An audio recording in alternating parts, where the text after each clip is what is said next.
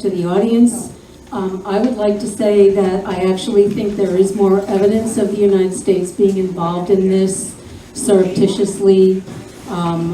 For one thing, Zeeshan mentioned the National Endowment of Democracy, and there, according to analyst Eva Gollinger, this organization funded the Santa Cruz Civic Committee and its youth union, which are the fascists that from the Santa Cruz area that Camacho's from for many years. And there's evidence that U.S. aid provided $84 million to Bolivian opposition groups over the years. I'd like to mention the fact that a number of the Bolivian military were trained in the U.S. School of the Americas, including Williams Kaliman, who is the general who suggested that Evo Morales leave the country.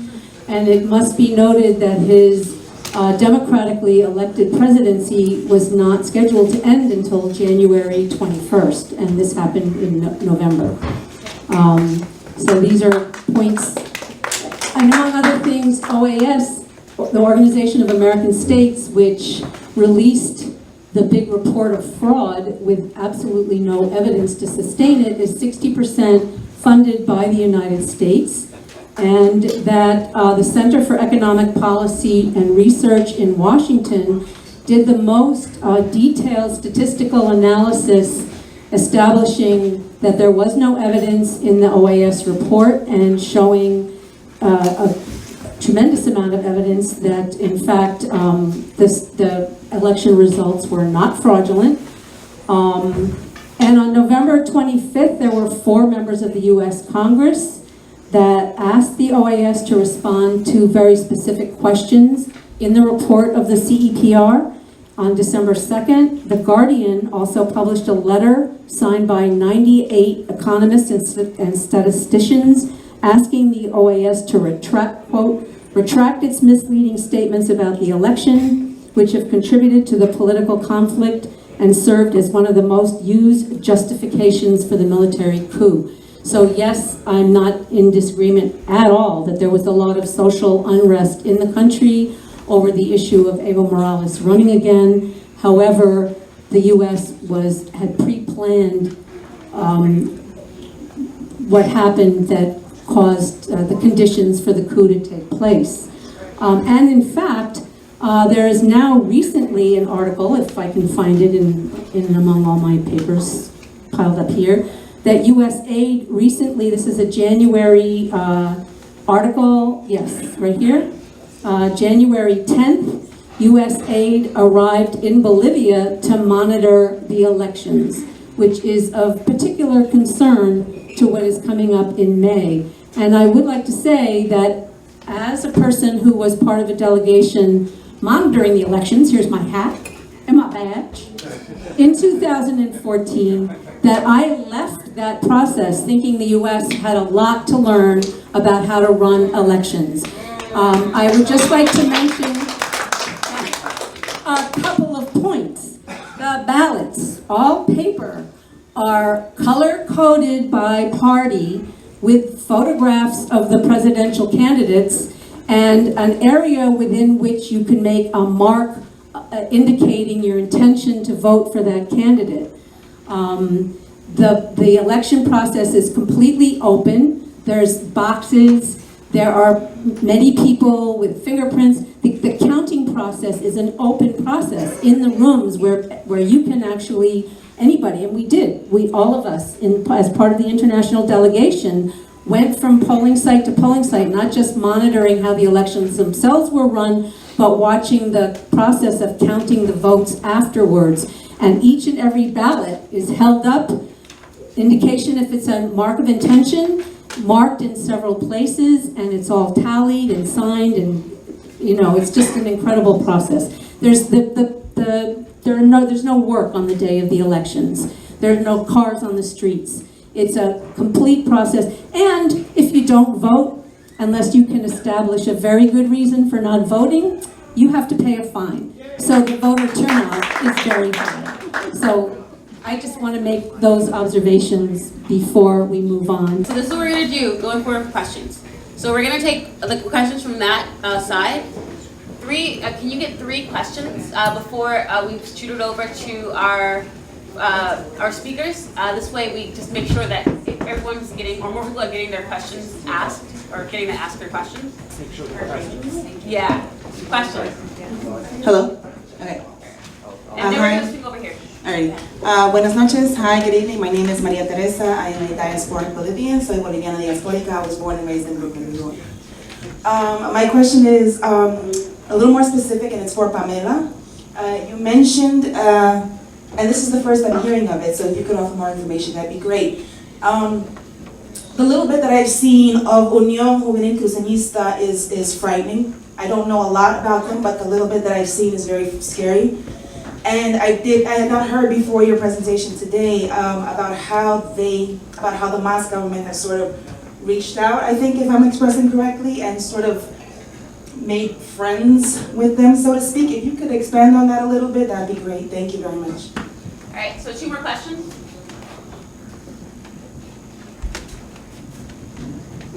Hi, buenas noches. Hi, Pamela.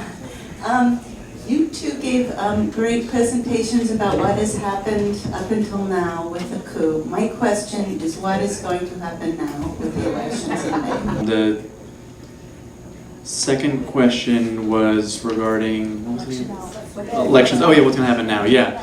So you know, I certainly am not in the business of making predictions, but right now the trends that we're seeing politically is the polling suggests that we may end up in a scenario where, well, so the MAS is polling higher than sort of any other political candidate or party right now.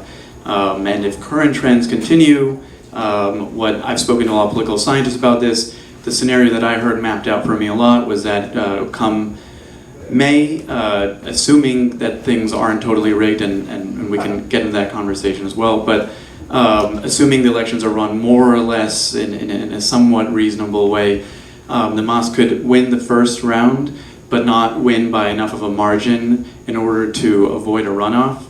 And the reason for that would be they would you know, not necessarily breach the 40% mark or win by a 10% margin. And what that would mean is the MAS would face off against the second place winner in the first round, and it would be a you know, a head-to-head between the top 2 winners of the first round. And in that scenario, again, based on what was been conveyed to me, it seems that it's quite likely that the MAS will lose in that scenario. Specifically, the reason that would happen is right now the right would be split between a number of candidates, and then when you have presumably, if they all unite, then they would unite behind one candidate, or it would be behind the centrist Carlos Mesa if he happens to win number 2. But there are so many new political currents, it's hard to make predictions about what turnout will look like for, you know, the 2 hard right figures were just not nearly as prominent or virtually unknown prior to this moment. So it's very difficult to make predictions, and also polling can be inaccurate with the rural areas as well. So that seems to be sort of a scenario, and I guess from the perspective, from a left perspective, I guess if the MAS were to lose, the situation that would be more stable and not catastrophic would be if Carlos Mesa, who has lots of issues but at least is a centrist, and then a lot of people fear the idea of Áñez or Camacho winning, which could be truly, I mean, as we've already seen signs of, catastrophic. So that's kind of the scenario that I see gamed out right now. The question of whether or not the elections will be held fairly, you know, when I'm talking to, you know, a variety of different experts, there tends to be obviously a variety of concerns, and there, for instance, there's lawsuits that are being launched against Luis Arce, who's going to represent the MAS. He was Morales' former finance minister, a very kind of savvy technocrat, and there's whole questions of whether or not the legal battles against him are meant to restrict his movement, and if they make it harder for him to campaign, can you say the MAS got a fair shot at the election, for example? There's also questions of what will happen with state funds, which Morales abused all the time when he was in power. What's going to happen with Andes? How will she use state resources? Things like that. So there's questions over those things. And I'll take the third question just really quickly. I'll just convey the point that Linda Farthing pointed out to me that she thinks that Brazil had a hand in this. I don't know if I'd say she's certain, but she says that, basically you have natural gas. Bolivian natural gas is extremely important for Sao Paulo, running the city basically, and it's in their interest to sort of tip things in their favor. And so I think you're making a good point about the fact that there's various vectors of influence in South America, and again, there's an ongoing discussion about what the U.S. influence was, but there's other actors as well that are kind of flexing their muscles in different ways, and that's a sad sort of general eternal reality of being a poor but resource-rich state, is that you are just sort of at the mercy of more influential powers, exploiting you for personal gain. I think imperial reconfigurations are going on, like in a mega way, and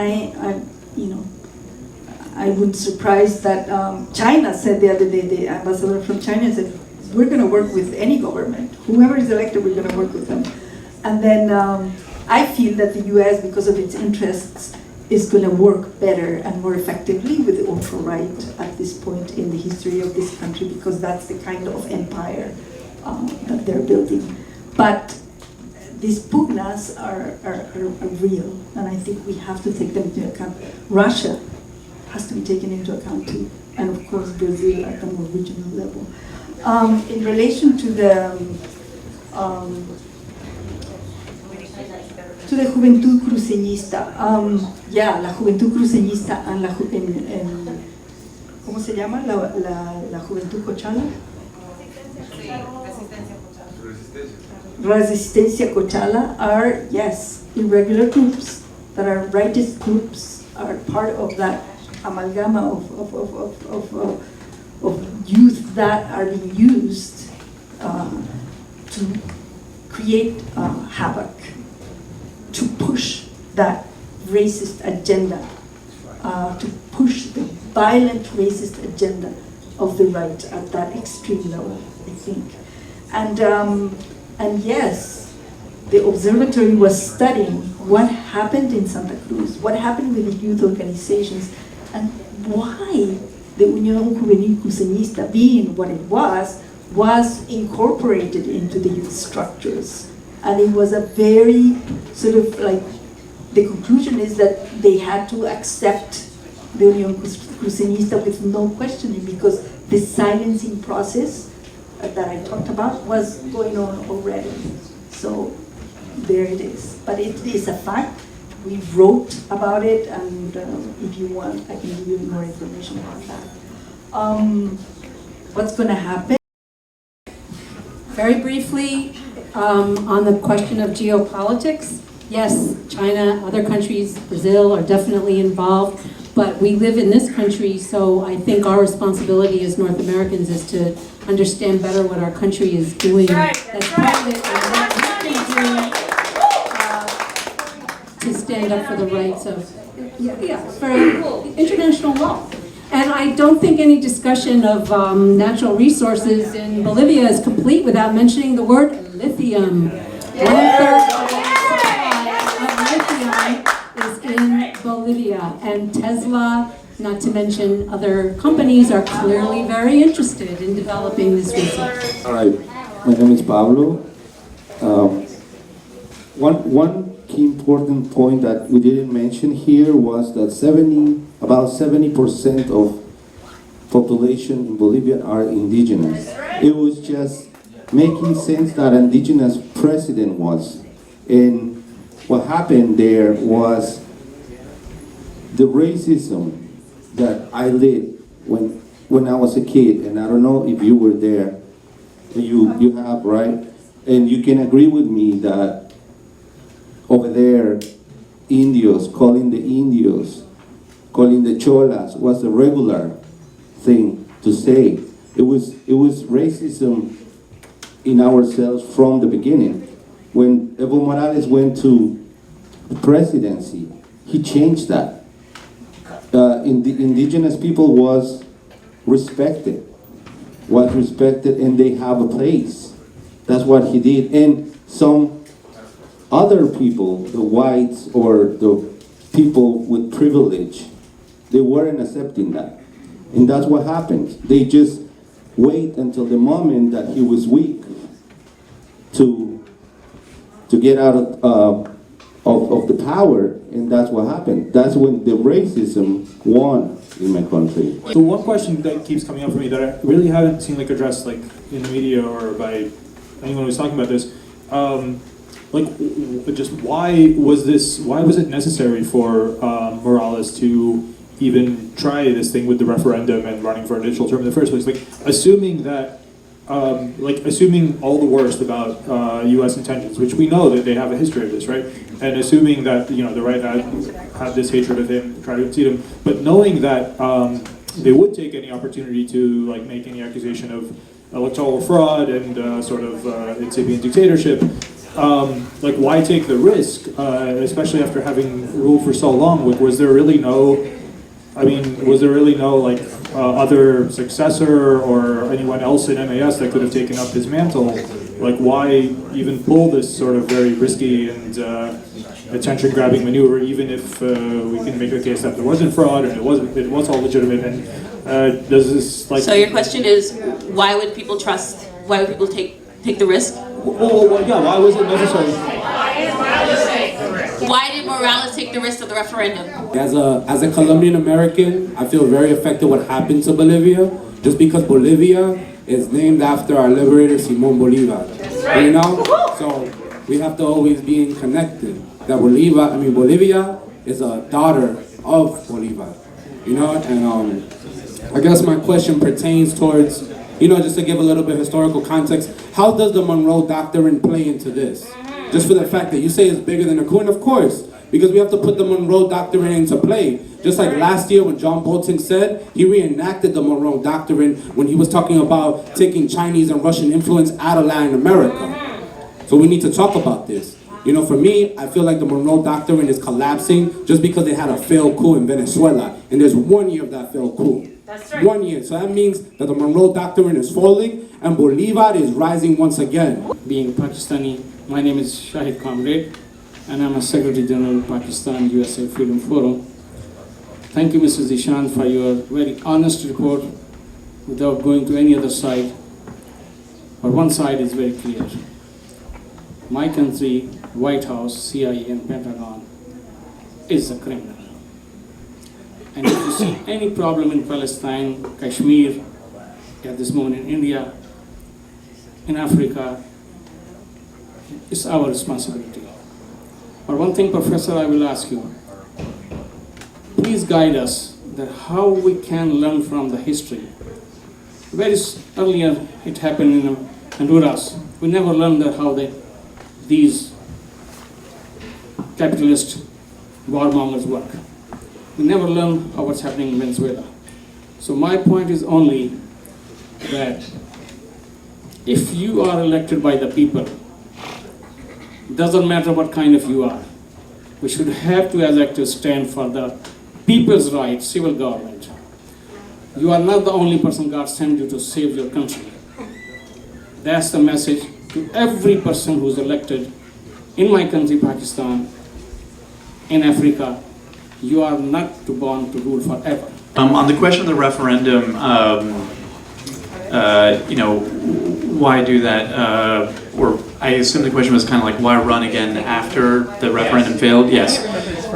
You kind of answered the question as you were asking, which is that I think you hinted at it at least, that there's a problem with cultivating younger talent within the party, and then when you have, this is a kind of pitfall of having an extraordinarily charismatic politician, is that you start to develop, you can have cult of personality. I don't want to say that everyone who liked Morales was part of this cult, but it does generate that kind of tendency. And one thing I noticed when I was walking around Bolivia a lot was how often I could see Morales' face. And I kept thinking, what happens when he leaves power? It's not the MAS, it's not the left, it's Morales. And you have, and I think this is part of the problem that happened with the weakness and the vacuum that was left after Hugo Chavez passed as well. because you had a really wooden, not very effective politician try to fill up the space left by an extraordinary politician. So you have a case of a charismatic politician, you're not grooming talent, you have every incentive to kind of keep leaning into it, and then at one point in time you eventually start to say, we're going to either have to give up power because we haven't done enough of the work to build in the new generation of talent, or you kind of like try to, nudge things your way. Yeah, that's the sort of sad reality, and I think that's the real important thing for the MAS is to invest in that next generation, which there are signs of already, but needs to be done more consistently. The other point, I'm not equipped to talk in depth about the Monroe Doctrine and in a rigorous way right now, but there was a point made about the fact that is it collapsing or things are less effective.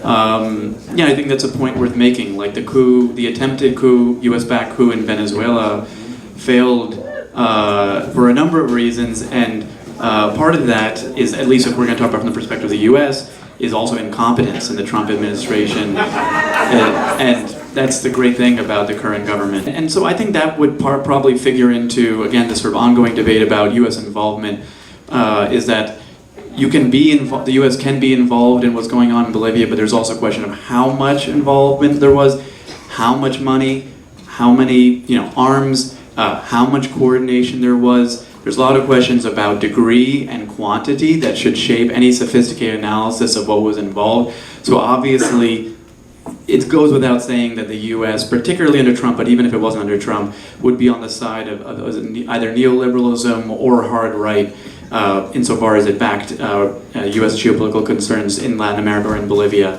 But yeah, I mean, there's questions of competence and interest as well, and so it's interesting. The person who talked about racism and privilege, you're right. I mean, it is the privileges of upper white classes that were questioned with Evo Morales came to power, and it hasn't changed that much. And that's we as Bolivians have to keep on working on that as a society, and not only through the state and the legislative and whatever processes, but through our own action amongst us. I agree with you in terms of the party and how it shaped and how that univocality was forged and personalism was affirmed, and therefore, you needed this sort of very strong leadership to be able to implement and carry out the extractive agenda, right? And Evo Morales was there to do that. I think for the intensification of the extractive agenda, you needed a macho populist, and that's what happened. And I think in terms of the party, the fact that the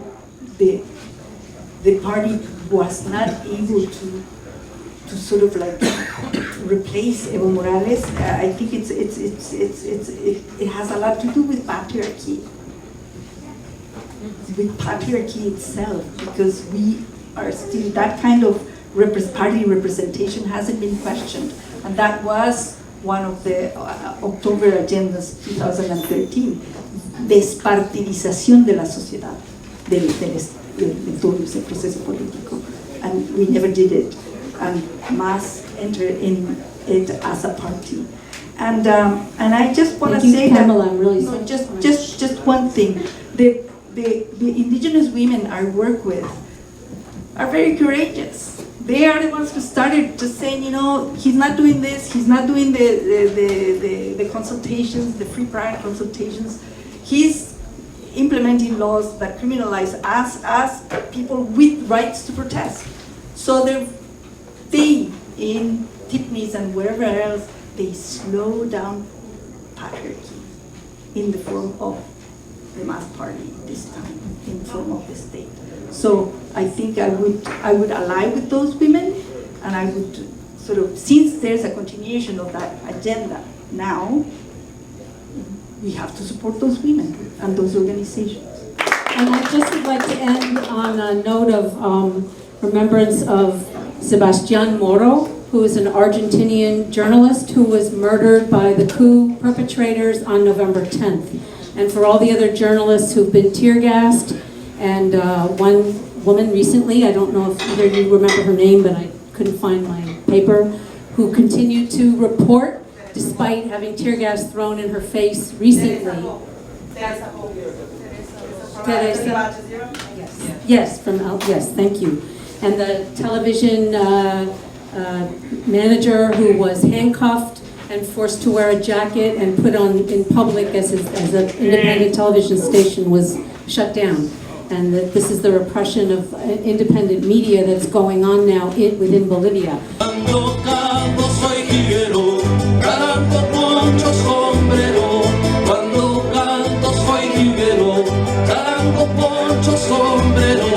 Así cantando vivo feliz, yo no he nacido para sufrir. Así cantando vivo feliz, yo no he nacido para sufrir. Yo no he nacido para sufrir. Yo no he nacido para sufrir. Las mujeres del pueblo, cariñoso y sincero, con las mujeres del pueblo, cariñoso, sincero, libre soltero, jilguero, lindo moreno soltero, libre soltero, jilguero, lindo moreno soltero, lindo moreno soltero.